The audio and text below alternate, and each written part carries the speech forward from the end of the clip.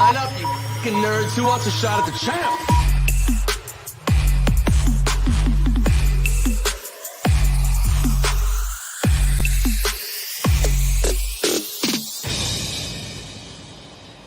The Money Line. We are live here to talk UFC Vegas 48. I'm here with my man, Mike Finch, who's on the road. Mike, what you got going on? Brother, you see the t-shirt, right? Here we are for Bellator 274 live in Connecticut. So I'm cold, brother. I'm staying in this hotel room. I ain't messing around out there. However, we have an exciting card coming up for Bellator. So I'm down here ready to talk to the fighters, ready to hype some fights up for you guys. And of course, going to do some backstage work on fight day. Quick side note, Bellator just announced AJ McKee versus Pitbull 2, Corey Anderson versus the champ Vadim Nemkov. All that's going down in San Jose, April 15th. Super excited about that. But we're here to talk some UFC fights. Yeah, we're here to talk UFC, man. But you got to give a little Bellator plug action. I get it, bro. I get it. I respect it. I'm excited for you, man. I hope you enjoy those live festivities, man. It's a blessing to be that close to the cage. I love it, brother. I do what I love, you know? My dad wanted me to go be a police officer. No, I'm going to stick here. I'm going to stick with the fist fights. I love what I do for a living, man. No question about it. Absolutely, bro. Well, I'm glad, dude. And we got a pretty decent card this weekend for the UFC. We'll run through the whole thing. For the people watching, make sure to smash that like button. If you're new to the channel, subscribe. Turn the post notifications on, and you can share the video as well. This is the Moneyline episode 9, so we're closing in on double digits, bro. We're getting this consistent, man. We're making it happen. There he is. AJ, you broke up on me one more time. I said we've been doing this consistent. This is episode 9, man. We're almost double digit it, bro. We're rolling, bro. I'm on the road and we're still working. Come on, man. We got to keep these going. I love it, AJ. I love it. Thank you guys so much for tuning in. We super appreciate it. We see it steadily growing, so we know you guys are sharing with some friends. We always appreciate that, guys. Not only smashing the like button and subscribing, that's a requirement. Come on now. If you're on the team, you're on the team. But share it with your people. We really appreciate it, guys. Very nice to see you all on this lovely Thursday night. It would be more lovely if I was in Huntington Beach, of course. But you know what? I'm inside. I was just hanging out with Neiman Gracie today. I'm having a lovely day, guys. Good to see you guys. Let's talk some fights. Let's see if you get some Gracie luck on the picks as well, bro. We'll see what happens, bro. That's my guy. We got some good action coming up, man. I'm excited. I know you can't. We're not going to do Bellator picks, but maybe I'll get your insight afterwards under the table. You know what I'm saying? And I'll share it to the people. Exposed info. They're coming after Mike Finch over at Bellator.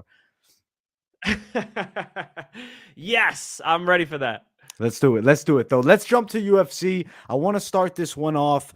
We have some short notice replacement bout that I do want to announce is Perrin, Mario Bautista, no longer Khalid Taha, so they changed that up on us. I think that we're in store for a decent action this weekend with the UFC, and I'm excited to talk about it. Let's jump to fight number 1 on this card here. It's Chad Anheliger versus Jesse Strader.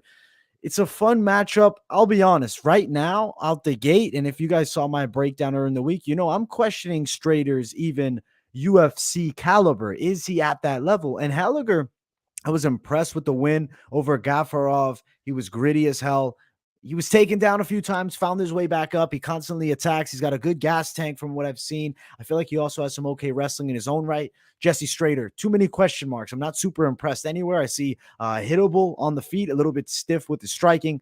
I think that Anheliger does his thing out there. I'm thinking 3rd round stoppage, potentially TKO, could even see a sub. I like Anheliger. Mike, what side are you on? Man, a good way to open up the card. You know, we saw Anheliger come out on top in an absolute grinder with Gafarov. Remember, he had a lot of trouble with wrestling in that fight. And, you know, Jesse Strader, he loves to get in a grindy fight as well, man. Very tough. I love his body, head. I love how he throws that combination. You guys see him land that over and over again. When he's putting pressure on people, it reminds me of sort of like a Justin Gaethje. You know, he likes to get in the pocket there and get you throwing. And once he finds where your body's at, boom, he comes up and finds your chin. I think I like Strader in this fight, man. Very tough pick, though, because look at the streak that his opponent is on, and Anheliger has been, tearing people up and finishing people as well. So, Strader coming off of that knockout loss against Montel Quick Jackson, tough to pick him. I still like the matchup for him. I'm going to go ahead and take him by decision. So you're going the Strader side. Wow. Okay. I like it. I mean, I'd rather you pick the dog and we disagree to start anyways, man. I'm on Anheliger, the favorite though here, but you're getting good plus money on the Strader side. If you're feeling Finch, man, if you're with them here, Anheliger minus 240, Strader plus 220 underdog. So definitely some good plus side on Anheliger. I like this fight. I think it's going to be entertaining. I'm like, as far as am I going to go out and bet this one? Not really. I think it's lower level as far as the UFC action goes. Too many question marks. I like Anheliger as he's part of a parlay, maybe. I feel like he could win. I know you're on the Strader side. I'm going to be honest. You shocked me out the gate picking Strader here, man. I'm impressed. So I guess with Strader, you think the stand-up tools could potentially be the difference maker? That makes sense to me 100%. I think that, it's a very competitive fight, man. It was one of the harder picks for me to make on the card. Again, I think the biggest factor here, if you're gonna go against my pick, is momentum, man. And Anheliger has a lot of momentum coming into this one. Strader doesn't. If you look back, though, Strader has a loss before and he bounced back from it nicely. I think he'll do it again. Love the matchup, dude. Good way to start the card. It'll be an exciting fight. That's my prediction. That's what I like to hear, Mike. That's what I like to hear. I'll go Anheliger. He'll go Strader. Value side, there's definitely more on playing the dog. I'm not convinced with Strader, bro. I can't be sold yet. If you prove me wrong on this one, Mike, I'd be glad to see it, but I'm not there yet with Strader. Anheliger, I like him potentially decision or late TKO, maybe an inside the distance play. I do want to note the value of the props here. I don't think they're like, anything overly juicy, but there's some okay line. If you're on Anheliger, you say, listen, give me that inside the distance. I'm picking them here. You want to take the risk with a potential prop. You're only looking at plus 110. So not necessarily loving it, but I do think he gets it done. Anheliger for me, Strader for my man, Mike Finch. And let's keep running up the card here. Next fight of the night, some ladies going to work. It is Diana Belbiţă versus Gloria Di Paula. Mike, I'll let you kick this one off. I'm actually pretty pumped for this fight. It's like a sleeper fight for me. What do you think? Who wins this one?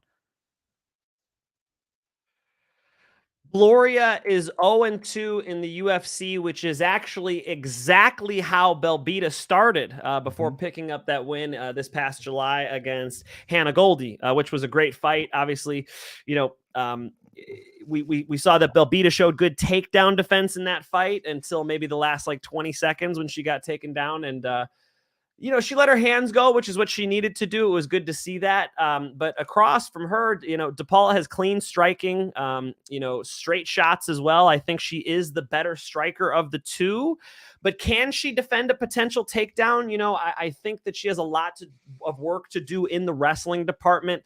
I think Belbiţă is going to, be in a competitive fight with her until it goes to the ground. And then on the ground, I could see a mounted TKO, something like that happening. If you actually go look at the Brazilian's record, though, I don't know that she's been finished. It usually goes to decision if she's on the wrong side. So I'll say Belbiţă decision.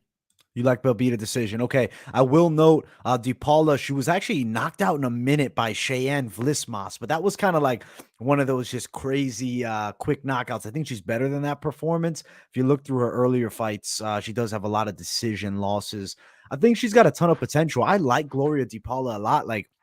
I saw her on Contender Series, and I said, man, I'm a fan of this girl's striking style. She's fun to watch. She's got potential. There's so many question marks. Now, you match her up with Belbiţă, who I think will be more so willing to engage in the striking, brings that Muay Thai-esque style, likes to stand up and make it a violent battle, gets a little chaotic, and there could be counter strikes available for Di Paula. Earlier in the week, I picked the Belbiţă side, but I'm still torn on this matchup, really. And I've been trying to watch the line movement here because maybe the bookies have some insight that could potentially be something to lean off of. Now, Belbiţă is a minus 120 favorite. Di Paula plus 110. It's a near pick'ems fight. I don't hate a bet on the underdog side. I would be wary of betting the favorite. I still have to stick with my guns and go with Belbiṭă wins a decision with you here, Mike. But man, I want to be on the DePaula side bad. I hope something at weigh-ins sways me over, but I'm like 48% to 52 right now. I'm very torn. It's just 0-2 in the UFC. Isn't like she has a ton of experience outside of the UFC. Belbiṭă has more professional fights. I mean, Belbiṭă's 14-6. That's 20 fights.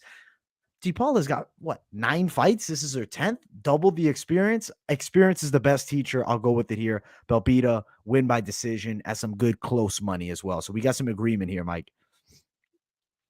There's just a clear pathway for her to win. You know, I don't think DePaula is as well-rounded as Belbiṭă, and that could definitely come into play here. You said experience as well, just another reason. I do think DePaula's striking is pretty clean, though, man. She's pretty technical. She is, man, and that's why I want to pick her.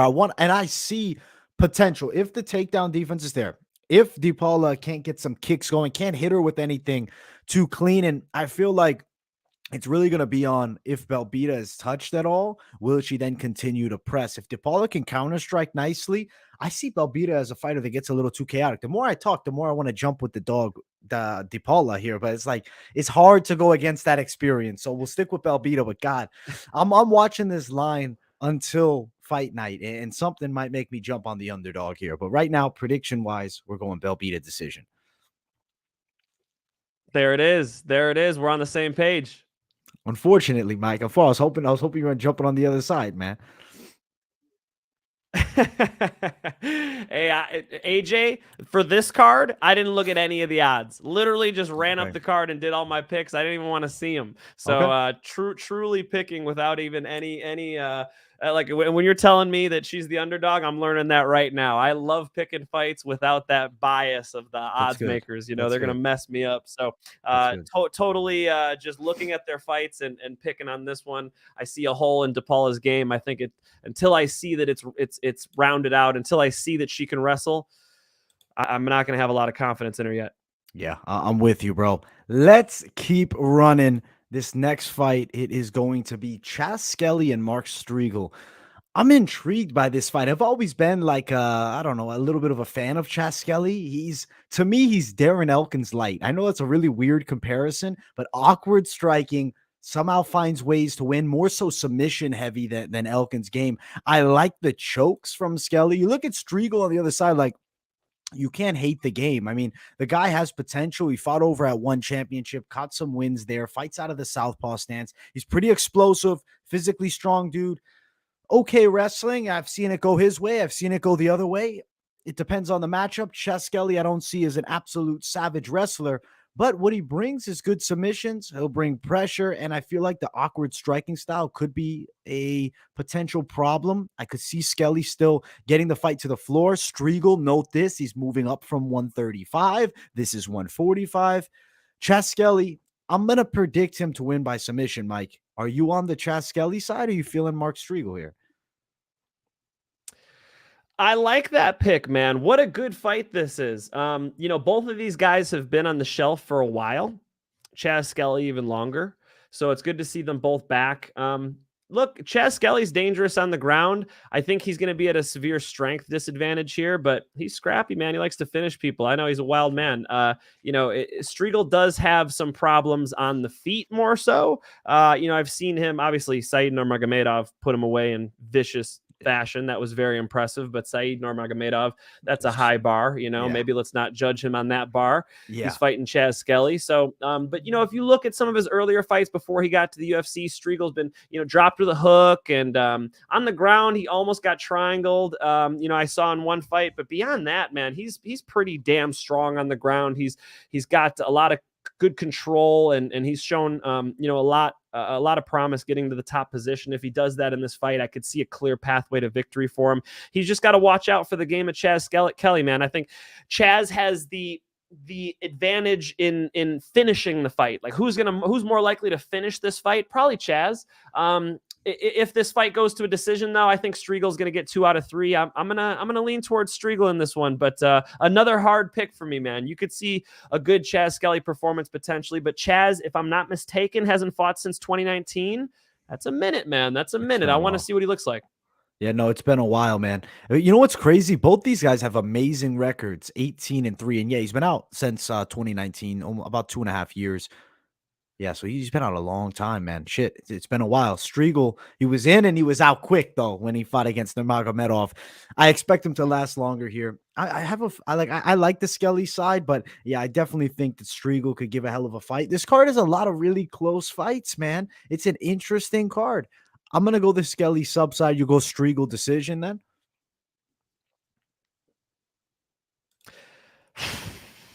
Striegl decision.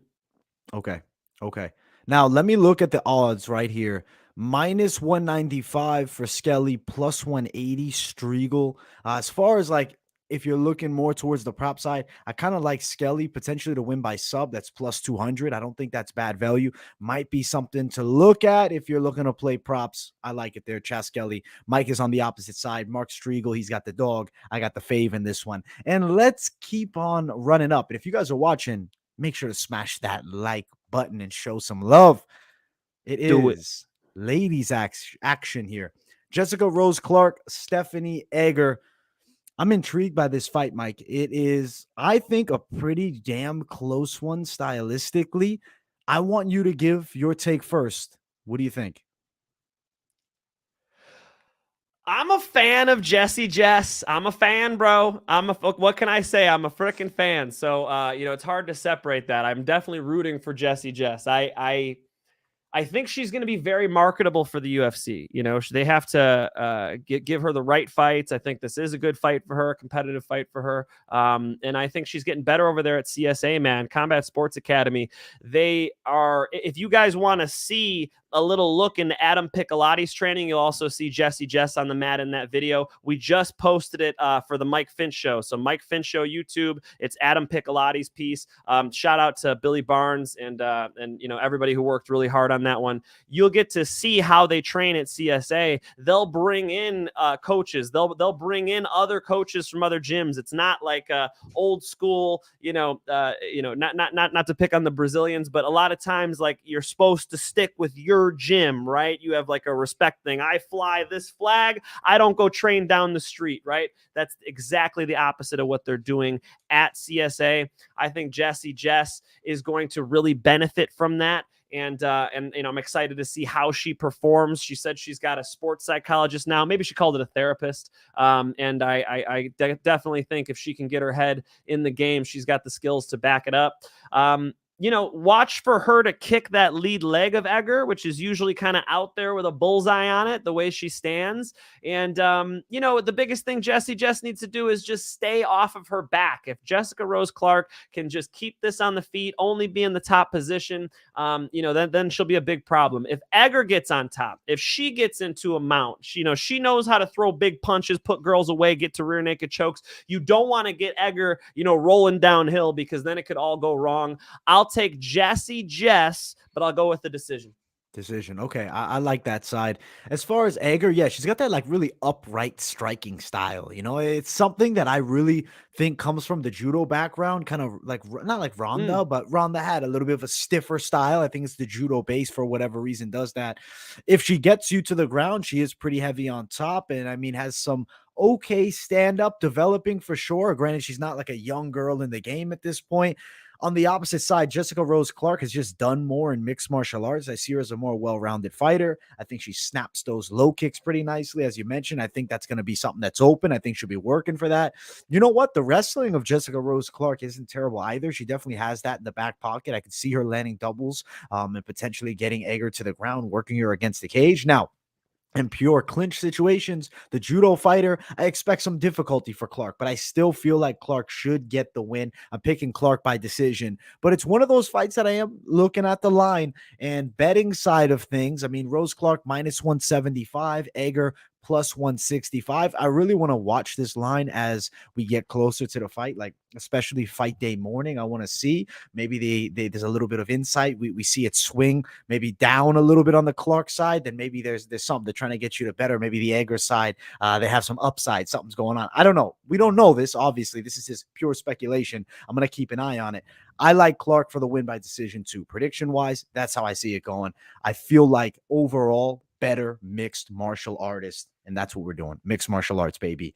Clark for the W decision. And I like her minus 175. It's okay value. As far as fight goes distance, that's minus 180. That's not actually too bad. Fight goes distance. You're right either side as long as it goes long. That's what I see. If you're feeling Clark decision, me and Mike both like that. We're looking at the value of plus 150 at best. So that's actually pretty decent if you're thinking about playing that prop potentially. Good ladies fight here. AJ, you're breaking up a little bit, so I missed some of that. So forgive me. I might have to switch over and go 5G on you guys. This hotel Wi-Fi is brutal. But you look whatever good AJ least, said, yes, that. Yes. I might have to switch. Let me just do it so I could properly hear you. I'm gonna go in and out, okay? That's cool. That's cool. That's cool. I'll keep the people entertained, man. We got on the road. Be right back, guys. He'll Hey, be back. quick. Bobby Green versus Islam. Go. Let me get into it. All right, Bobby Green versus Islam. This is a quick intermission. I'm going to have to throw a timestamp on this one. Mike is getting some technical difficulties sorted, man. That's what happens when you work for Bellator. They got you on the road, and they're not putting them in the right hotel. What's going on? We need this guy with 5-star Wi-Fi. What's happening? But let me talk about that fight in the interim here as we wait for Mike to come back. I really feel like Islam Makhachev and Bobby Green's a genius matchup. How amazing is this fight? And I want to offer this. If you guys check out my Instagram, I've been trying to get more active on IG. I'm not posting my face doing stuff like this. I'm posting pure IG style posts. So I have the fight, right? I announced, okay, this is a rumored bout. It's probably happened, verbally agreed. I gave a little bit of an early prediction for the long-term future. Look at this, right? Note this right now, guys. What if Bobby Green beats Makhachev and then he jumps from Makhachev, Bobby Green, Conor McGregor? Guys, if Bobby Green wins against Islam Makhachev, he's got some hope. He has to. He's got good takedown defense. He can survive out there. If he does pull this off, can you imagine Conor McGregor, Bobby Green? I got the pen out like I'm about to write something down, but I'm just excited because I really have some crazy hope. I have some wicked thoughts in my mind that Bobby Green, Conor McGregor is a huge pay-per-view in the summer, and that's the fight I want to see, man. What do the people think here? Islam by sub in the first. Okay. Early Islam. You're thinking Islam gets some done early. You know, this is actually kind of convenient because this week we didn't get to do the late night live. So as Mike, does this thing, I'll answer the questions from everybody, man. It's good to chat it up too while we hang out. Taking some notes, I see, bro. I want to note this, guys. Watch the Jessica Rose Clark line. If you see on Saturday morning, it starts dropping. There might be something behind the scenes that we don't know. Edgar might be, leaning it. The bookies aren't trying to lose that money, man. So definitely watch those lines as the week goes on. I think there's some real value there. You don't like round 2 sub? When do you think? Bobby needs respect, dude. I think Bobby Green can win the fight, my dude. I think Bobby Green can do it. All right, let's bring Mike back. Mike, we got skinny Mike Finch over here. I know I can't. Is this good? Are we good? You're good. You're good, man. You're good. The people might roast you a bit. Better on the other one, but I gotta hear my guy talk. I get it. Listen, bro. It's all good, man. We're running through the comments, man. We got a lot of Bobby Green fans up in here, like me included. I like these wicked thoughts, and that's what I like to hear, bro. That's what I like to hear. I like these wicked thoughts too, bro. You rooting for Bobby? Picked him last time, okay? As did I. Dude, if Bobby Green wins, it's him and Conor McGregor, bro. That's the fight. That's the fight. Is that the money fight? That's the money fight. Why would they not do the red panty night? Come on, man. Fingers crossed. I like it. I'm totally in.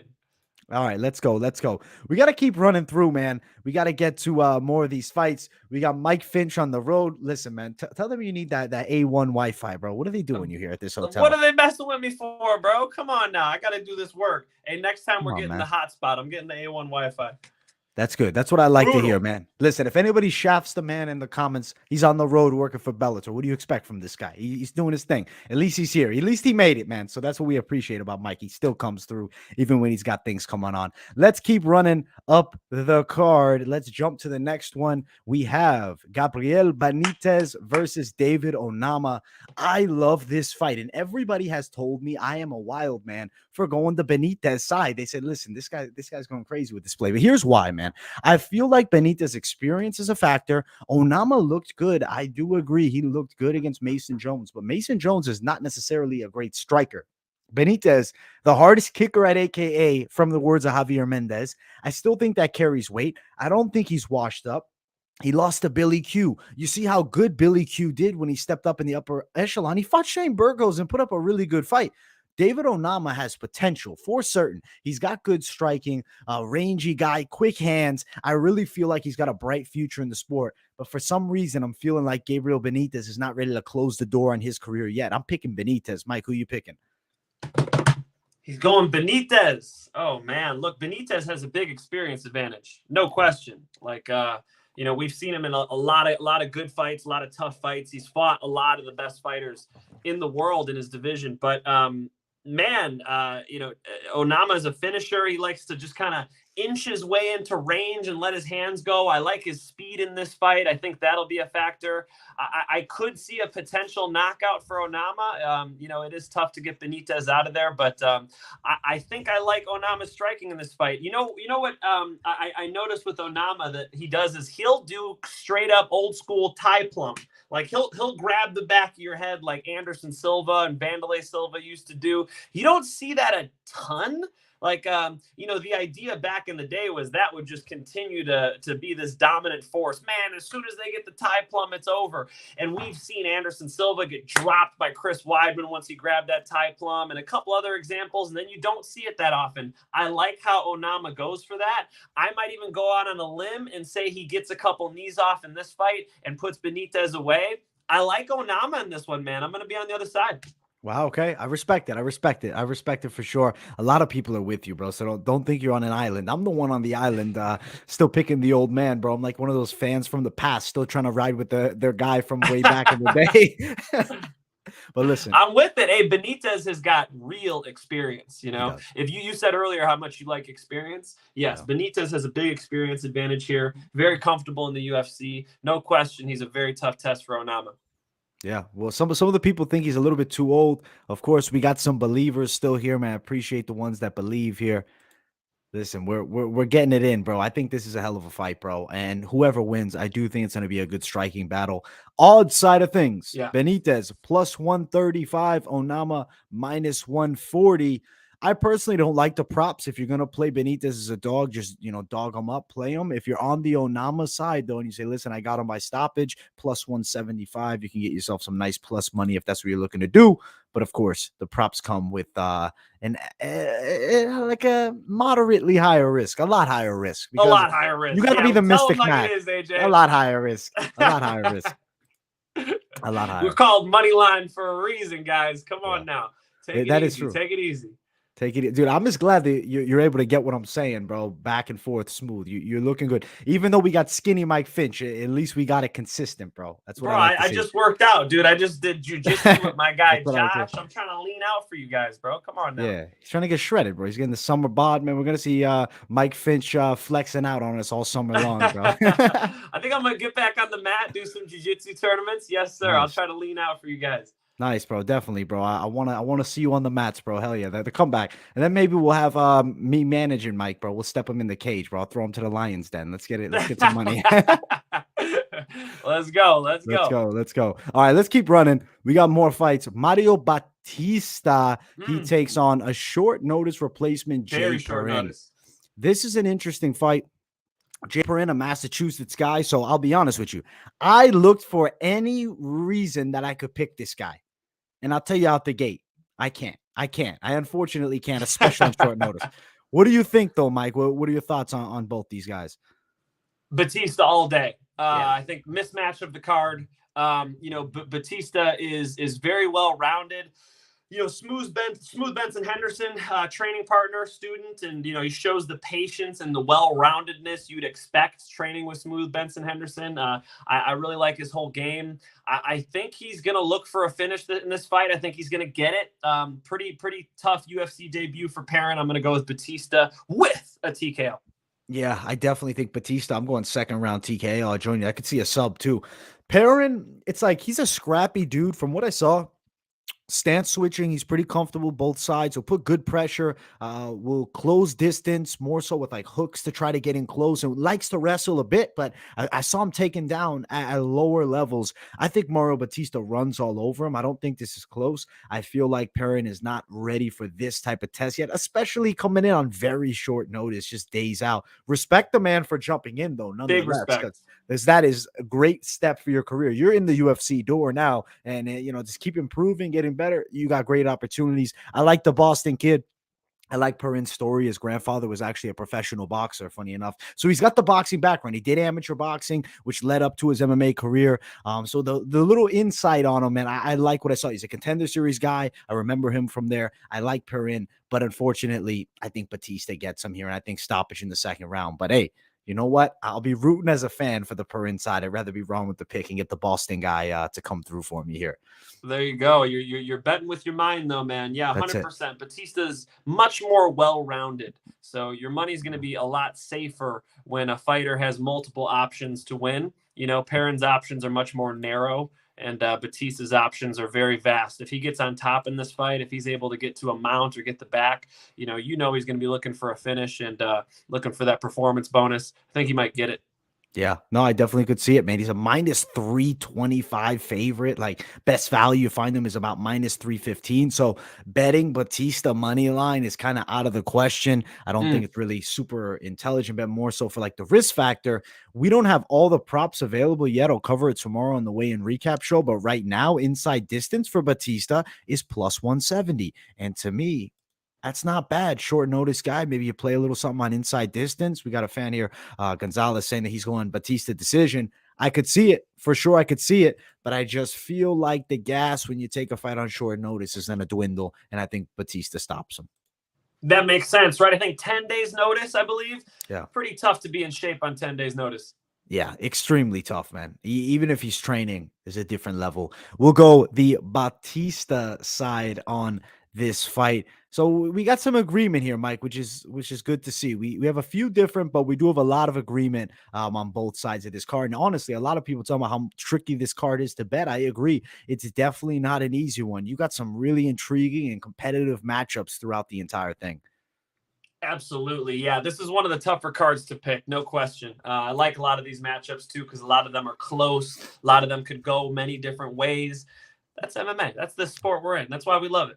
Absolutely. Absolutely. Let's jump to the featured prelim of the card. Hey. It is Jonathan Pearce versus Christian Rodriguez.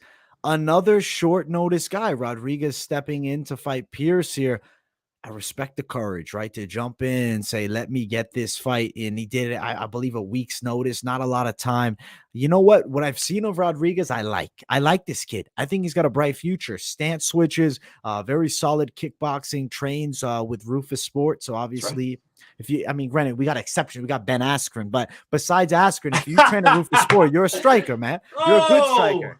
You're saying. Hey, Ben Askren, boxing experience. Yeah. UFC. I mean, what else do you want, bro? What else do you want?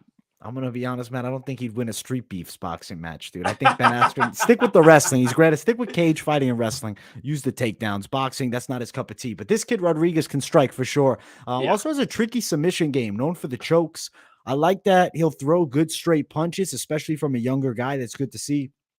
Takedown defense is there, and I really feel like bright potential. But you match him up with Pearce, who came into the UFC getting crushed by Lozon, but it's got some good experience. Choked out Omar Morales in the last one. That's a big win, in my opinion. He's a tough vet, pressure-heavy wrestling style, will exchange with you on the feet, will work his hooks, but he's looking for takedowns. He's going to try to put you on your butt, put you on the ground, and work towards some ground and pound and find submissions. If he gets you against the cage, you're in trouble. If Rodriguez is on the floor with Pearce, I do think he gets stifled and ran through. I think it's going to be a difficult fight for him.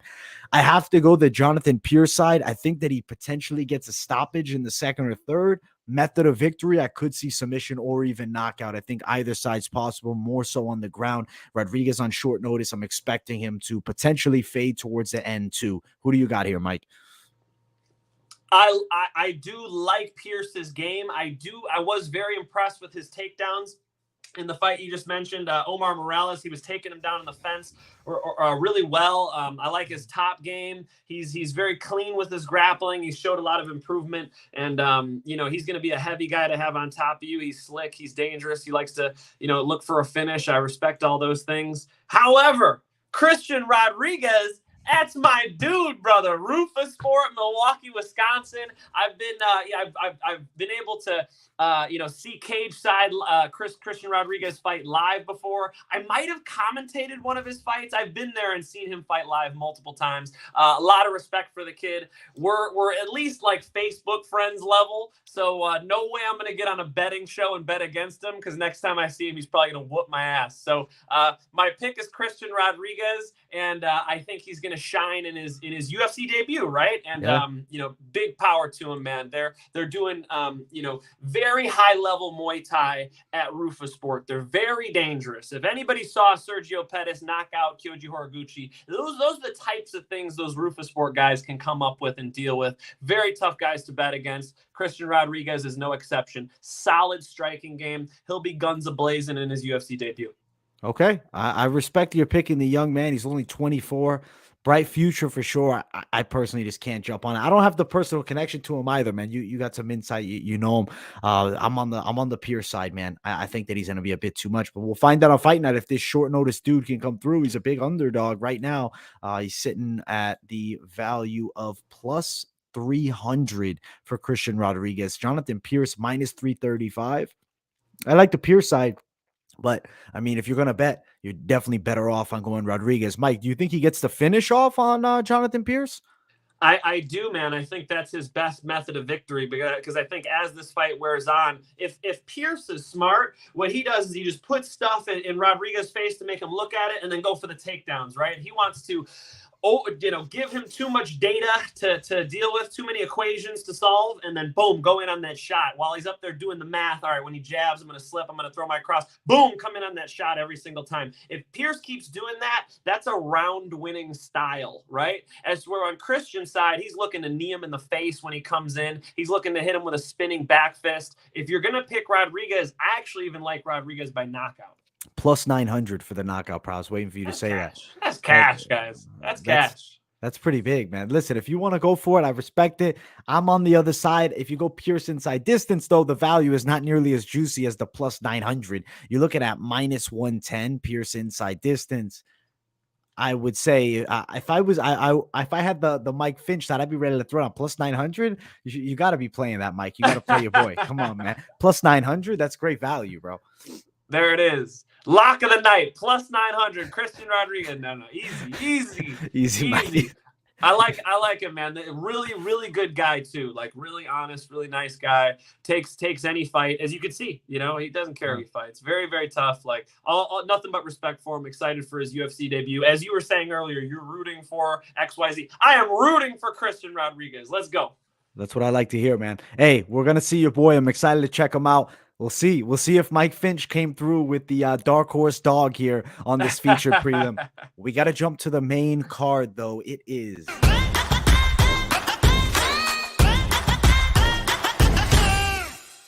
main card here for UFC Vegas 48. If you guys are watching, if you're enjoying, smash that like button. If you're new to the channel, subscribe as well. Turn those post notifications on. Keep it locked in right here at MMA Experts, baby. We got tons of content dropping all week long. And I am joined by Mike Finch to break this down from his hotel room. He's still making it happen. We're coming through with the content, baby. There he is. Welcome to my hotel, guys. Welcome in. My wife said nobody else is allowed. Just you guys. Welcome in. Listen, we got 44 people coming to the room live. There we go. We're here live. I'm going to see fist fights on Saturday, so I can't wait to watch this card when we're done. When I come back, I'm checking this whole card out. You guys will get to see it first. No spoilers. Don't be hitting up my DMs on Instagram. Let me check this one out first. Yeah, you're gonna have to sit through 6 hours of action post Bellator, man. You'll enjoy it though. You'll enjoy it. It's worth it. Kid in the candy store, bro. What else am I gonna do on the flight home on Sunday too? We got to check all these out. Yeah, you have to. Now let's jump into it because the first one comes with bang right away. It's Joaquin Buckley, Abdul, Razak, Alhassan. I love this fight, man. Damn. This is Striker's delight. Knockout specialist on both sides. Knockout of the year winner, Joaquin Buckley. And then you have Alhassan, who was starching everybody at 170. Had a bad roll, 3-fight losing streak. He just snapped it by kicking Alessio Di Chirico in the head one time, 17 seconds. even though MMA math never works, I do have to note this. Joaquin Buckley on the opposite side, fight before for Di Chirico, got knocked out by him. So isn't that interesting, right? Looking at both guys have head kicks in relation to one another. Is there going to be another head kick here? That's my true hope, man. I hope you have a triangle of head kick knockouts or something like that here. We'll see. They're two kickers. Yes. You actually made a great point there, AJ, is that neither of these guys are, as AJ says, you already know what I'm going to say, crispy with the hands, right? They're heavy-handed more than crisp. Yeah. They're power punchers, but yeah, they're definitely more of like that brute pressure style. Boom! Buckley's hooks are nice. Alhassan has some dynamite in the rear hand. They hit hard, but yeah, they're not like smooth boxing like a prime Cody Garbrandt looking like he's going to be fighting pro or something like that. They're definitely more MMA boxing.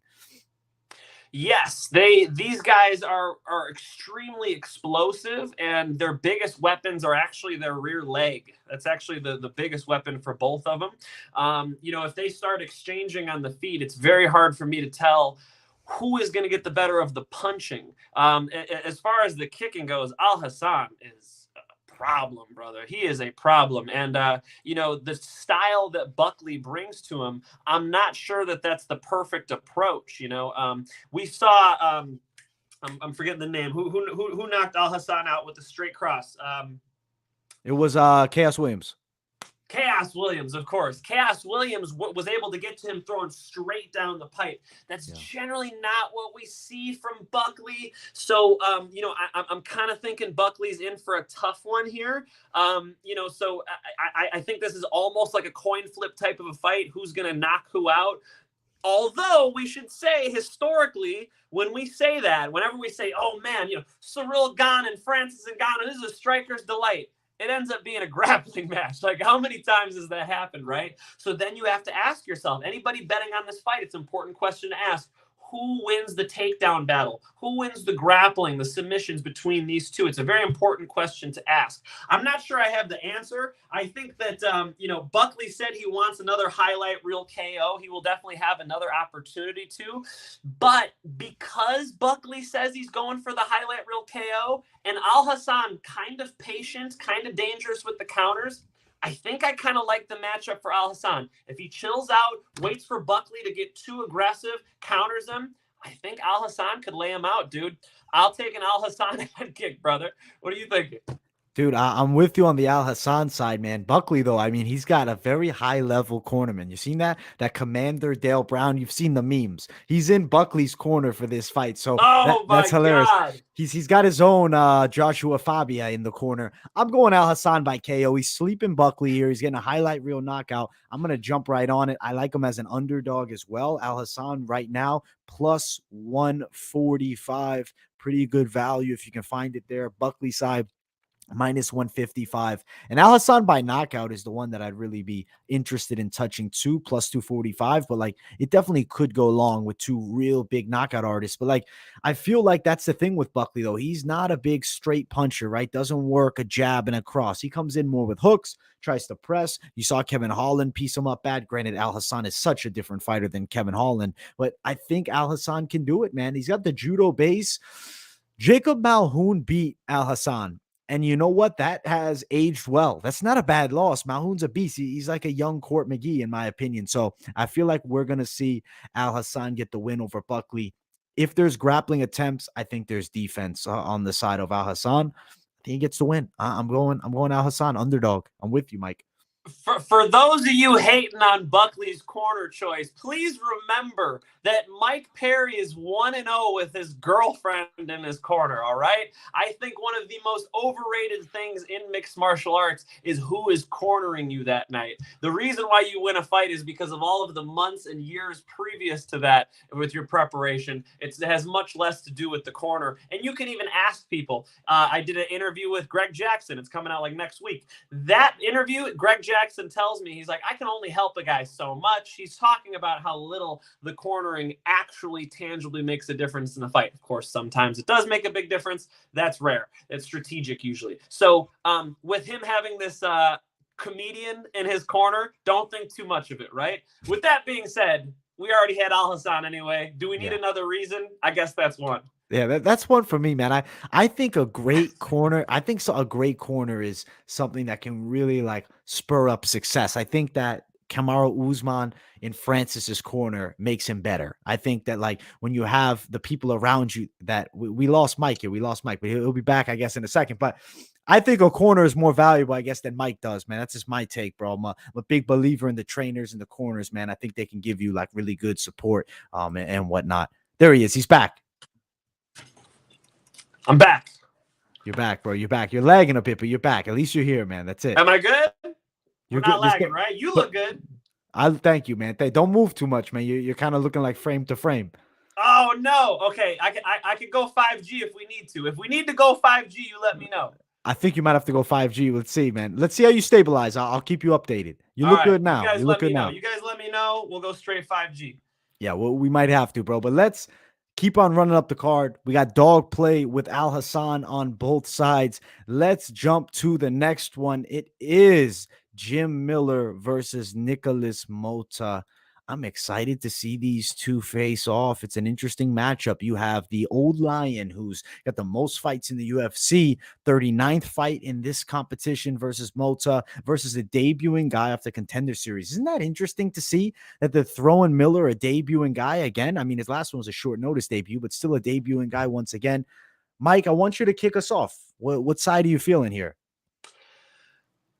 So much respect for Jim Miller before I pick against him. Like the guy, what a veteran, like what a guy who will truly fight anybody. Jim Miller has fought every name. If you guys go look through the resume of Jim Miller, anybody with talent, he's pretty much stood across from. And, just so much respect for the level of experience that he brings. And hey, Queen right there taking Jim Miller. Respect to you. The guy is super well-rounded. If Jim Miller gets a hold of you, he'll find your back pretty quick, man. He is very slick on the ground. Do not underestimate his level of jiu-jitsu and his ability to finish with a strangle. With that being said, I like Motta and I like his striking. He's training at Nova União. He's actually did this camp with Rafael dos Anjos, who also took the trip out there to Brazil.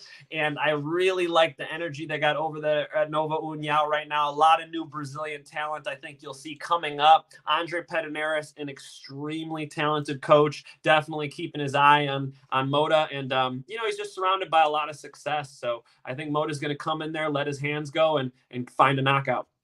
I like it. Hey, listen, bro, I get that side for sure. But you know what? I'm not picking against Jim Miller, man. I can't pick against Jim Miller. I feel like stylistically, definitely Motta, more explosive striker. He's got that Thai style. He's on the rise. Fast hook combinations, especially when he gets in that closer range. I will say he has like some real knockout power in his hands. And don't sleep on his kicks. He's got dangerous high kicks. I'm hyping up Motta nicely. But on the opposite side, you have the legendary Jim Miller. Southpaw, longtime vet. Solid stand-up skill set. Definitely showed that in his last fight. If he touches you, he can still hurt. He can still do some damage with that straight left hand. Not known for the hands, though. Not known for his striking game. But what Jim Miller has been proven as is very durable. You look back, most recent finish loss, Dan Hooker Needham. It happens. That's the fight game. Dan Hooker knocked out Gilbert Burns as well. So I feel like I can't write that off for Jim Miller. I think his durability is going to shine through here. If he can survive Motta's striking attack and drag him into the deep waters, how will this fight fare on the ground? Regardless of, I believe, Motta's training jiu-jitsu at high level, guys. He's got Rafael dos Anjos there. Jim Miller, still a dangerous beast. I think Jim Miller can surprise a lot of people. I'm going Jim Miller. I'm going to pick him late submission, third round. I'm jumping on the tinfoil hat team on this one, but I have to go with what I'm feeling here, man. I'm going Jim Miller. I appreciate that pick. Look, it's hard to replicate people in training. It really is. But RDA, that's a pretty good guy to get ready for Jim Miller for. Jiu-jitsu black belt. RDA doesn't get tired. There's a lot of things that will really help him get to that level, get to that position where he's going to perform his best. Jim's ground is incredible, 100%. Gabriel Motta, Nikolas Motta, I really believe that we'll be able to grapple with Jim enough, at least, to negate Jim Miller's offense. And obviously on the feet, you agree with me, right? On the feet, you're thinking Motta, right? Jim's got to get this on the ground. I'm going to say this. If Jim Miller can survive a bit and show some possibility after the first round, I think he's in the fight. But he could get into some real trouble with this kid on the feet, man. But I really feel like the southpaw stance, Jim Miller's expertise of experience, right? And defensively, he's pretty decent. I think he can survive here, man. And how will Motta feel when you know, Jim Miller gets an advantageous, if Jim Miller gets an advantageous position? I got to ride the Miller side, but definitely Motta is the next big thing. 39 UFC fights now to 1 for when they step in the cage. Shit, man. I think that Jim Miller gets it done, man. But I totally see the Motta side. Like I get it. I understand why people are all over him. He's a young savage on the rise, but Jim Miller, man, he can't go out letting these youngins get a hold of him just yet, man. I think Jim can pull through on this one. Old man Jim. Respect, yes. If it's not Motta by KO, if it goes to a decision, you know, I can see Jim Miller winning 2 out of 3 rounds for sure. That does make sense to me. So Jim Miller, always in ridiculous shape, always dangerous. I'm a fan for sure. Nice disagreement on this one, though. I love it. I had to pick Miller here. I had to, man. You knew I had to. You had a feeling. Now, looking at the odds of this one, Jim Miller plus 155, Motta minus 170. I definitely can see the decision side for Jim Miller. I definitely can see the submission side if he gets a tired Motta on the ground, but I can also see Motta starching him. Plus 210, Motta by knockout. Miller submission, plus 350. Miller decision, plus 500. I would say stick with the money line. It's the name of the show. It's what I'm telling you here. If you're on either side, I think more so money line. Maybe if you're like, listen, I like Motta. I want him to win by KO, and you're seeing it, you're really feeling confident, go for it. Something to note, yeah, Motta won against Joe Selecki. He beat him. MMA math is not something that works too well. Let's note this. Joe Selecki beat Miller, yes, but styles do make fights, man, for sure. And that was outside the UFC. So I'm still feeling the Miller side, but I definitely might be a little delusional on this one. We'll find out when the fight shows up. And one of the reasons MMA math doesn't work is because there are so many ways to win and lose a fight. In mixed martial arts, you have not just fighting with your hands like boxing. You've got elbows, knees, you've got takedowns, you got head kicks, you got ways to spin with your back fist and elbow. You got abilities to strangle people. You've got abilities just to kind of outpoint somebody and win on the scorecards. There's so many factors that go into every fight. That's what makes the math never add up. Everything's always unique. You always got to consider all the factors. So for people at home who always hear that MMA math doesn't work, you know, it's because of how dynamic this sport inherently is. Yeah, facts, bro. Facts. You can't write off MMA math to get your picks. No way. Because you look at certain fights, this guy beat this guy, and then they match up with this guy. It's a whole different fight. Did he take that guy down? No, he didn't. When they got to the floor, his jiu-jitsu is 1,000 times better. Exactly. That's the beauty of MMA, man, because it's the true. That's why mixed martial arts, man, people forget it's a mixing of all fighting styles, all into one, and let's see who wins it. And what we learned is the best method is mixing them. Not sticking with one like the early days, or it's just you ride with one style and you represent your art. The mesh is the best way to go. Mesh it up. Exactly. This is the true form of fighting. You know, it's almost, I like how Joe Rogan put it, it's almost a silly agreement to say, we're going to fight, we're going to duke it out man to man, but we're only going to use our hands. Yeah. We can't use any other limbs, right? Yes. Or these agreements like we're just going to slam each other. We're just going to wrestle. Yes. We're not going to strike each other. Right. MMA is a true fight. This is the sport of fighting. Now, Vale Tudo, you could argue, was maybe a little bit closer because there are no rules in like old school Vale Tudo in the early UFCs, right? Now we're talking something different. We gotta, be a little reasonable here. So I don't want to get hit in the groin or get my eye gouged out every time I go fight. So it's about as close as you can get to a real fight. MMA is the sport of fighting. It is, bro. Love MMA for that reason, bro. It's the true chaos in the cage. Let's find out who does it all better. We love it, and let's keep running up it. He's on Motta. I'm on Miller. But I might be crazy. So you might want to stick with Mike on this one. A little crazy. Little crazy, bro. Little crazy. Next one. Parker Porter, the pork man, pork chop. Parker Porter takes on Alan Baudot. Pork chop. Don't catch him in a dark alley, bro. He ain't gonna like that shit. Listen, I think Parker Porter would get along great with me, man. Just he needs to talk to me for 5 minutes, man. He'd be like, "Listen, this is a funny guy, bro. I like him. In worst case, I probably run faster than him, so he can't catch me." Unbelievable. All right, let's talk about this fight. Alan Baudet's Cyril Gane's training partner, the striking game. He trains with Fernand Lopez, who I still hold in high regard as stand-up fighters. I mean, those guys are fantastic over in France. Parker Porter, he has that tricky style, man. He's a huge heavyweight as far as body weight goes, really heavy guy. Presses in with striking, a little bit of a loopy puncher, but he outmuscles a lot of these dudes. I mean, you look at the Chase Sherman fight, was able to land some takedowns. Even on the feet, he had moments pressing Sherman. Baudot definitely is faster, more explosive. I think that if he can find the chin, he can do damage, but it's can he find that chin? Mike, do you think Baudot finds the chin, or do you think that this is the Parker Porter showcase? I don't quite look at it like finding the chin, although that could easily be the way it goes down. I mean, these are heavyweights. You Right. know how heavyweight MMA goes. Right. However, I think the biggest advantage Baudot, is that how I properly say that? Baudot has over Porter is speed, his fluidity. He's much more relaxed, As you said, Porky Porter is coming through, boom, boom, big shots, right? When you look at him for his jab, you can tell there's a mountain behind it, but it's a slower jab. You might be able to pop, slip, and rip those shots, and I think that's what Baudot needs to do. I think that if he uses his speed, uses his offense, uses an accumulation of strikes, right? I think this is the best way to beat Porter. If he doubles his output, if he has double the output of Porter, and he's able to use his feet, move around that cage, that's where I see him winning this fight, making it a boxing match that Porter has to be quicker than him in, and I don't think Porter's going to generate that. For Porter, on the other hand, I think Porter should try to slow this fight down, get a hold of him. These are ways that Porter could use that size. I don't know if I've ever seen legs bigger than Porter's. Like that, that dude is just going to be really, really hard to grapple with for Baudot. So I think he's got to just let his hands go and box, man. If he does that, I think he can outbox Porter. I think he can win a decision. Or they're heavyweights, like you said. Maybe he knocks his ass out. I don't know. So you're liking the Baudot side?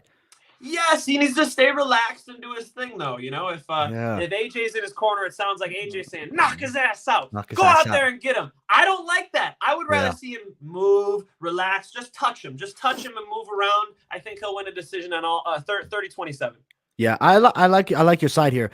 My concern is him gassing a bit. That's like the biggest thing about that. When I saw Nascimento, he looked phenomenal in that first round. I'm like if we get that first round from Baudot against Porter, there's no guarantees that Porter survives it.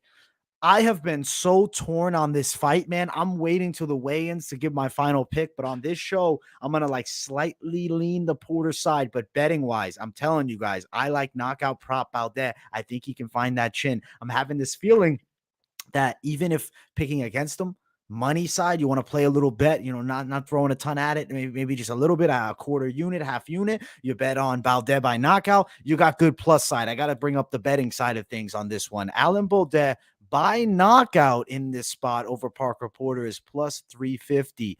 He definitely could find that chin. Granted, I think Porter might grind him to a decision. I'm going Porter. I'm betting Baudot. My heart says Baudot, but my brain's saying Porter. I'm so torn here, bro. I'm so torn. I love the fight. Good fight. And like you said, we have seen Baudot gas. He did gas in that fight. That's why he lost that fight, is because of how tired he got. That's when he got vulnerable. So that's clearly a hole he needs to shore up.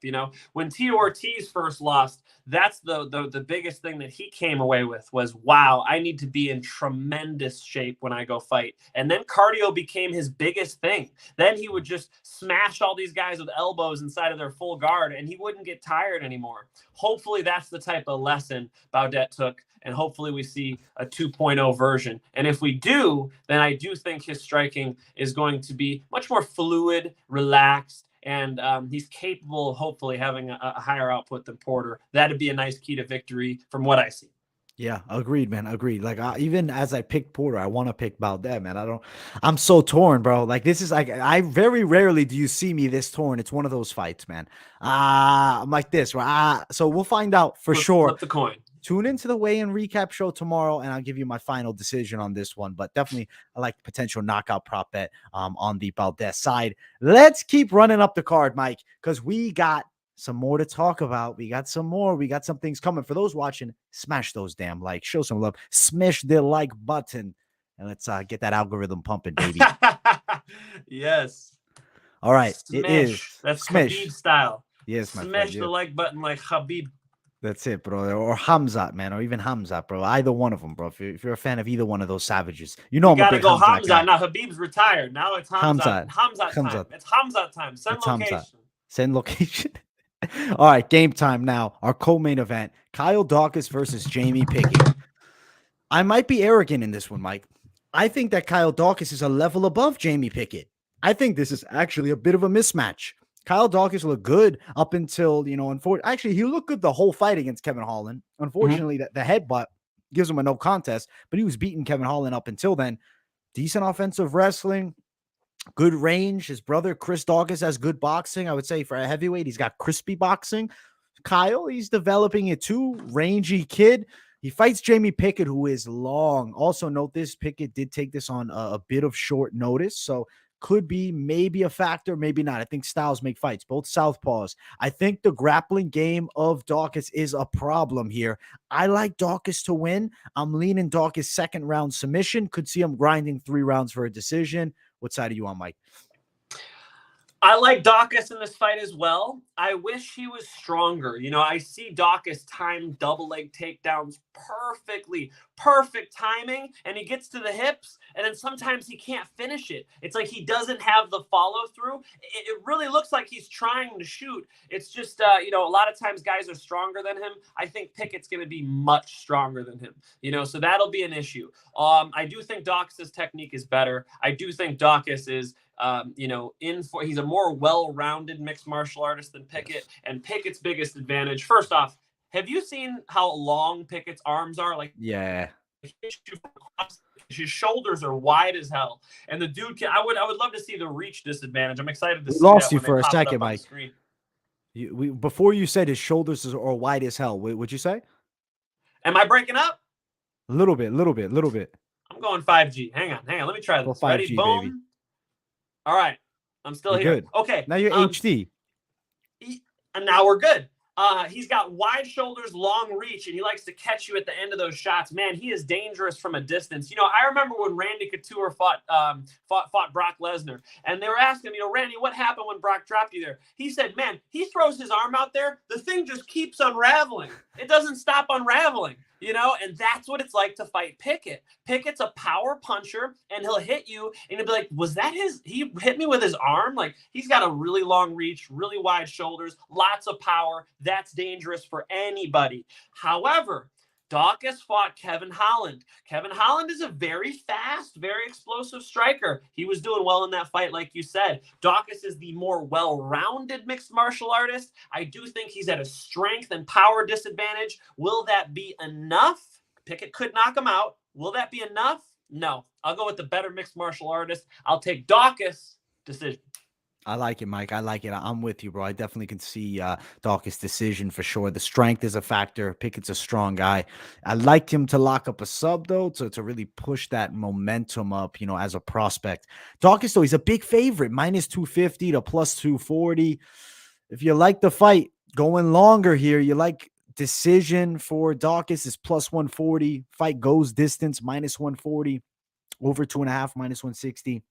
If you're like, hey, I think Daukaus is catching that neck, he's subbing him. Plus 250 win by submission for Daukaus as well. So there's definitely something to play with there. It depends what you're feeling, man. The props, that's why they're crazy, though, because me and Mike both have the same guy winning. We might be seeing different methods. Props are dangerous. Go to Moneyline, baby. Go Moneyline. That's the name of the show right there, right there. Moneyline, baby. I like it. Hey, when I'm on the fence, when I'm on the fence, like, are they going to finish him? Are they not? I start going and looking back and seeing, have they ever been finished before? Have they been finished by submission? Have they been finished by TKO? You try to go off of, you try to find data points to sort of see what we've already seen in the past. And, for this one, I think Pickett's going to be a tough customer. I think he's going to be able to hold on, get to that decision. But I do see Daukaus out grappling him. I think Daukaus lives severely better jiu-jitsu if it comes to it. And, you know, on the feet, essentially what I want to see Daukaus do is just don't get knocked out. Just if you don't get knocked out, I think he's going to win this fight. Yeah, I'm with it. I'm with it. I'm on the Daukaus side. You're on the Daukaus side. We got the favorite, Daukaus over Jamie Pickett here. Let's jump to the main event of the evening. If you guys have not yet, smash that like button. If you're new, subscribe.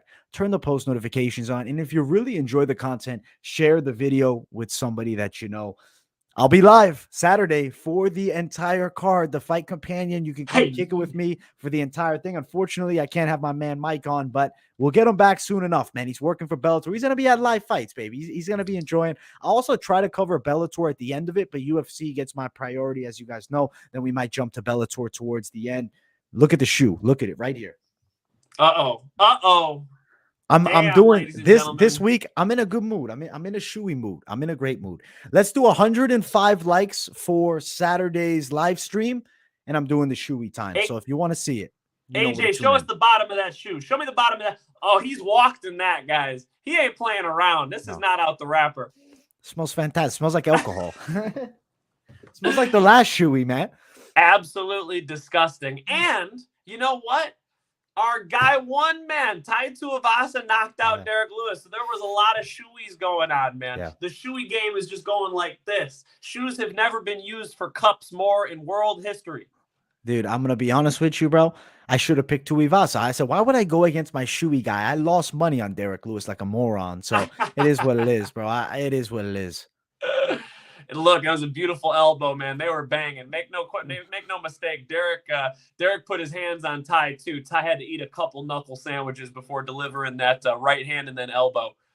Well, my man, when we hit that 105 likes, be ready to unsub, my guy, because we do the shoeys, brother. If you ain't here for the shoeys, if you don't like what I do, peace out, my dude. It is what it is.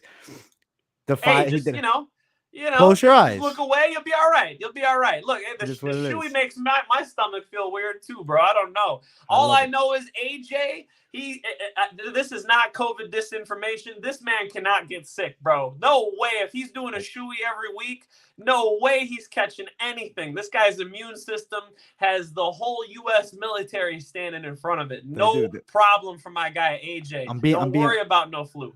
I'm being tested, actually. I'm being tested on. They're doing experiments. How's this guy immune system so good? Listen to Hype MMA. He knows it. He's my dude. He's been following forever. It is part of the culture over here. Absolutely, bro. 100%. It is what it is. It's part of the game here. I shoey it up, and that's how it goes on the live stream. So tune in Saturday. We'll have a lot of fun, man. You guys know we can chat it up all night long. I'll be here. Let's talk about this main event. Smash the like button if you guys are watching, and let's do it. It's Johnny Walker versus Jamahal Hill. I am very excited to see these light heavyweights face off.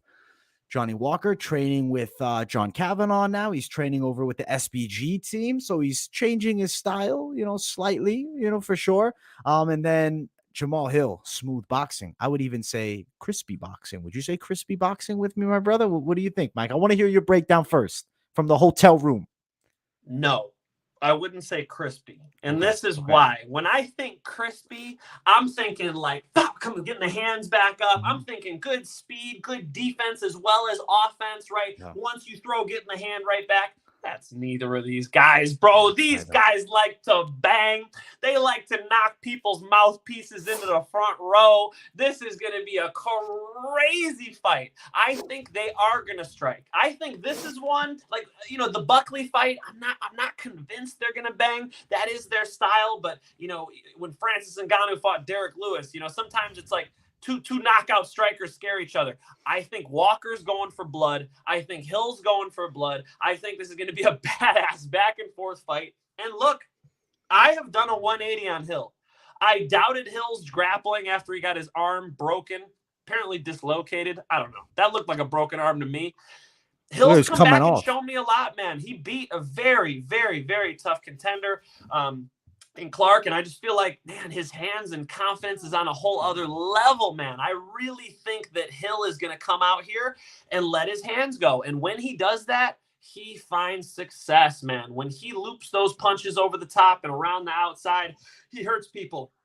Did you see the sparring video of Walker and Sean Strickland? Did you see that one? I feel like I saw a picture. I don't remember seeing the actual full video.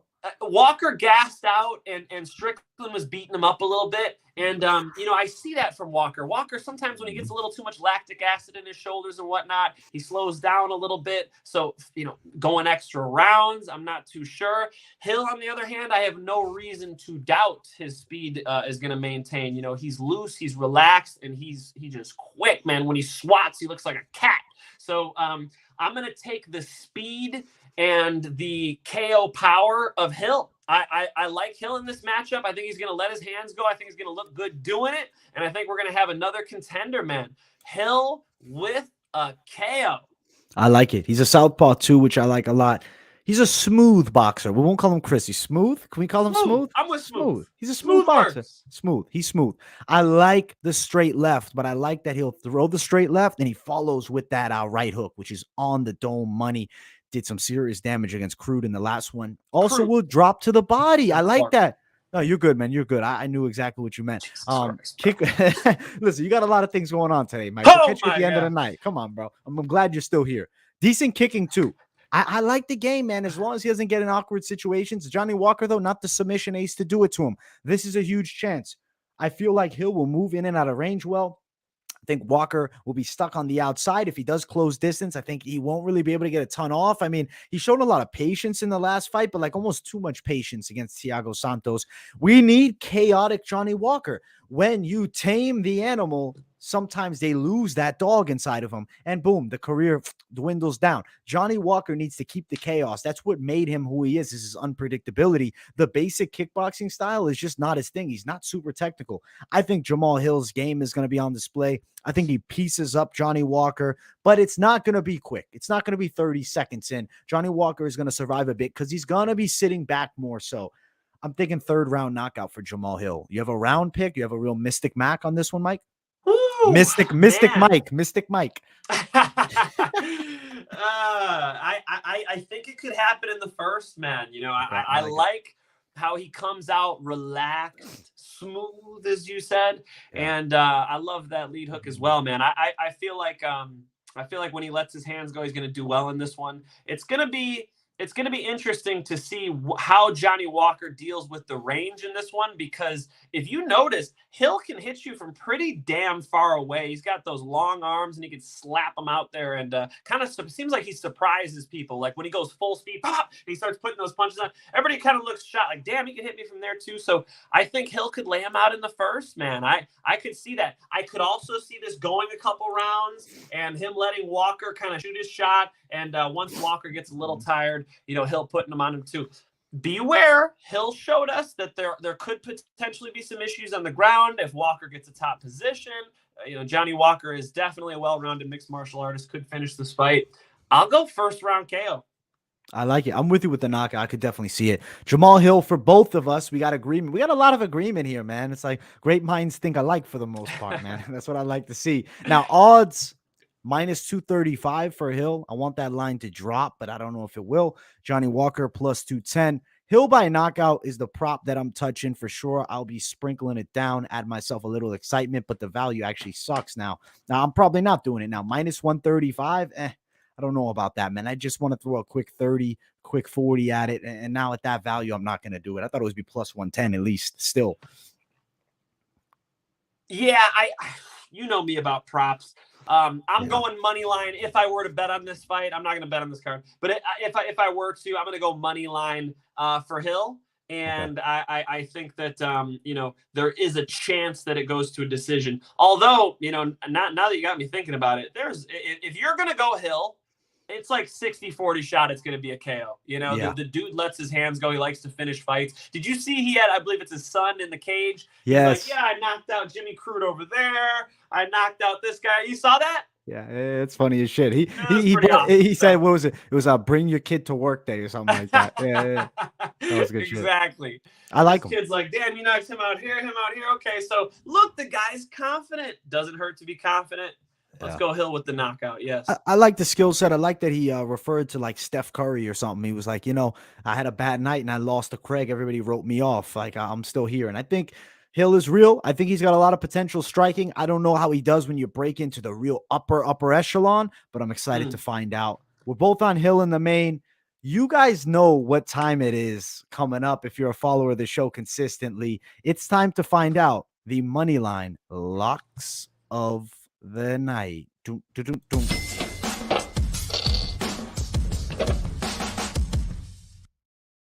Locks of the night, our Moneyline plays.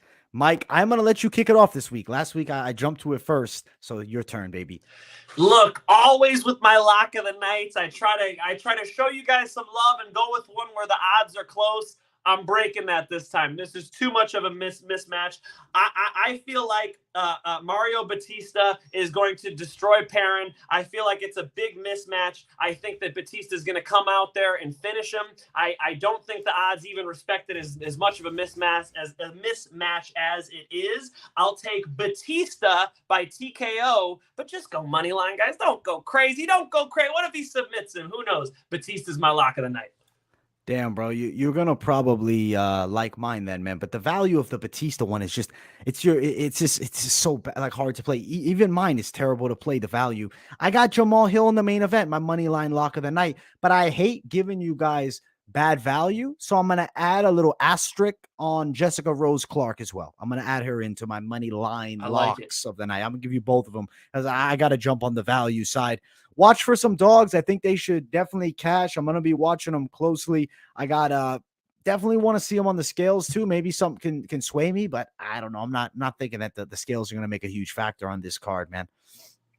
Yeah, I'm thinking that the Jessie Jess pick is a decent one too, man. I like that. I gave you guys the bit about CSA. I really think that she's got a lot of confidence right now. If you listen to her interviews, she just did one with Ariel Helwani. You know, she's got the sports therapist, sports psychologist, and I think she's in the right place mentally, right place physically. She's in the right gym. She's training at at CSA. That's like an up and coming spot, man. I think you're going to see a lot of killers out there. One of her teammates fought my guy Charlie Radke and was able to get a win over Charlie Radke. Charlie Radke's a bad mother effer. So I got a lot of faith in that gym, a lot of confidence in that gym, and I think she's going to find a lot of success there, man. She feels comfortable there. She's kind of hitting her prime now. I think we're starting to see her step her game up. So that Jessie Jess pick is attractive too.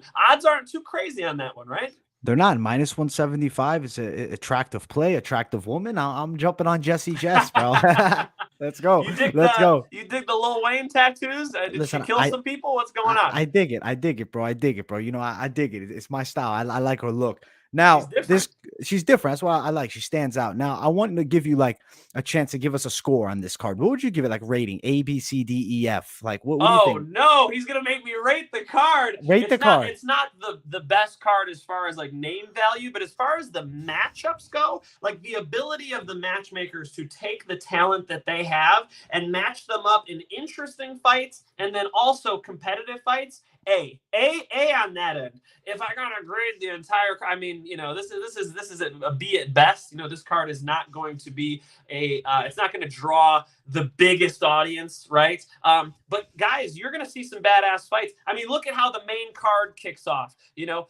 With Buckley and Alhassan, it is like two of the best KO artists you got fighting each other. There are some cool fights on this card. So as far as the matchmaking goes, I do like the fights on this card, and I bet there are going to be some badass scraps we're about to witness. That's what I like to hear, bro. Now, I'm going to give it a score of a B- overall, just simply because we lost that main event too, right? We had such a good one. Dos Anjos versus Fiziev was going to be such a banger, bro. I am so disappointed to see us losing that fight, but you know what? That is the fight game, unfortunately, man. That's how it goes. We get fights get pulled in, out, and around. Now, some quick little notes, totally off the UFC side. Bellator, where Mike's going to be.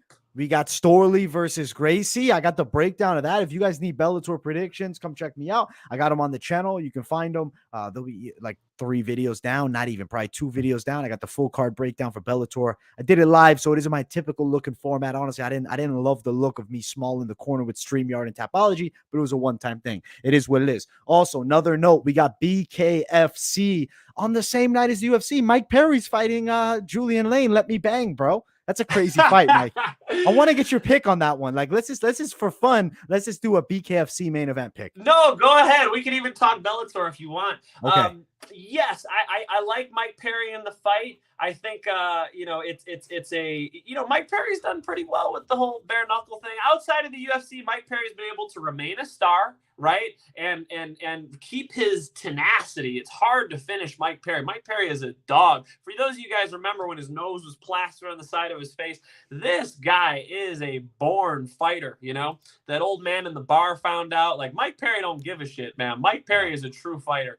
And so I like him in the fight. I do think that these guys promoted it at a really high level. Like when the whole scrap happened, cage side, Mike Perry's sitting there doing commentary, rips his headphones off, right? They promoted it well, and it's going to sell well. Not one I would look to bet on for sure. But yeah, I'll go with Perry. Why not? I'm going Perry knockout. I'm going to join you there. That's a good fight. Also, a Tampa native, Martin Brown, he fights Luis Palomino for the world title there, man. He used to actually train at the same boxing gym my dad used to run. So something to note there. Pretty cool. I sparred with him before. So I'm like, shit, I got a guy fighting for the world title that I've boxed with. So that's pretty cool. I'm excited for him. I definitely think he's going to end up knocking out Palomino. Mike is not going to give you official Bellator picks because if not, he might get choked out by Neiman Gracie in the back. But straight up. What? I picked Logan Storley in that main event. I'll give you guys that note. If you didn't see the breakdown, I go in depth with it for sure. Yeah, look, it's an awesome fight. You've got Neiman Gracie essentially representing jiu-jitsu and Logan Storley essentially representing wrestling.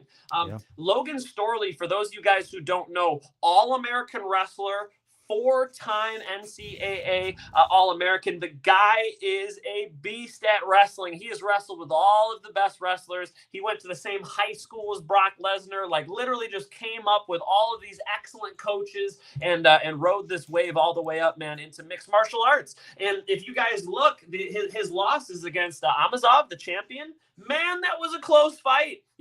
Amazov could wrestle his ass off, man. I am very impressed with the Bellator champ there. And Storley had potentially won that fight. For those of you guys who don't know, Amazov's like 24-0.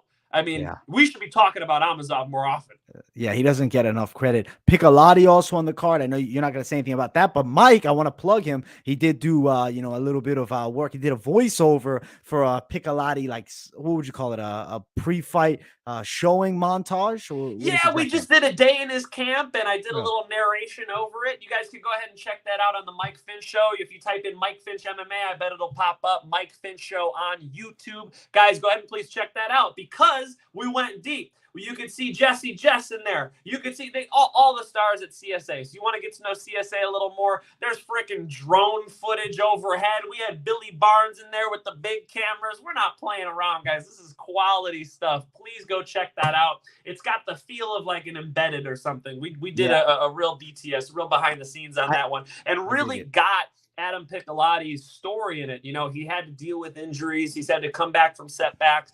Big fight against Georgi Karahanyan. Holy shit, is that going to be an exciting fight? Nothing but fireworks in that one. You could see the way Adam Piccolotti is training these elbows now and the way he's working for counters. Georgi Karahanyan's got crazy flying knees, is always in phenomenal fights. That's a badass fight too. And then little plug for Neiman Gracie. Neiman Gracie trains down the street from me in Huntington Beach at King's MMA. The guy's striking has never looked better, and he's a representative of jiu-jitsu at the highest level, was able to heel hook John Fitch, has obviously a bunch of strangles. The guy has a 90% finish rate. Guys, watch the UFC and Bellator on Saturday. Please enjoy and let me know if you love those fights, because I think those two matchups I just said gonna be barn burners. Those are gonna be fun fights, man. Yeah, they're going to be good, guys. Make sure to check Mike out. If the link is not already in the description, I'll definitely link it there afterwards. It's the Mike Finn Show. It'll pop right up. You'll see him. Also, I got to answer one question here. Where can you bet BKFC? Well, it's dangerous to bet, my brother. But if you do want to bet it, it is available on betonline.ag.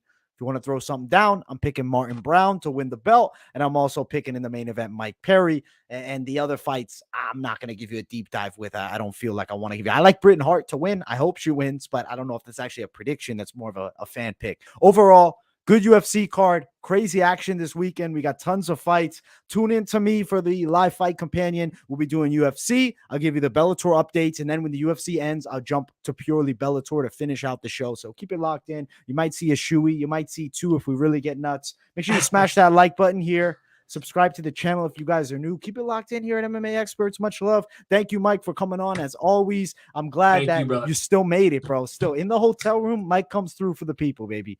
I'm always going to come through, guys. Come on now. I'm always going to come through. And I appreciate you guys tuning in. We really, really love to go back and forth and give you guys some picks. Please always remember, this is not financial advice. Take your time. Do your own research. We're giving you our 2 cents. And if you guys got some time, make sure you're checking out all these shows. BKFC's got a badass card. UFC's got a badass card. I guarantee you we got some badass fights going down on Saturday. We will see you guys next week. AJ, appreciate it, brother. Thank you. Much love, my brother. Much love to the people watching. This was episode 9. Next week is episode 10. So make sure you guys tune in to that monumental episode. Much love, my people. Thank you all so much. Subscribe, smash the likes, share the video, turn those post notifications on, and keep it locked in, baby. We will see you all in the next one. Peace. We're doing a late outro here. My apologies. Let's pop it out.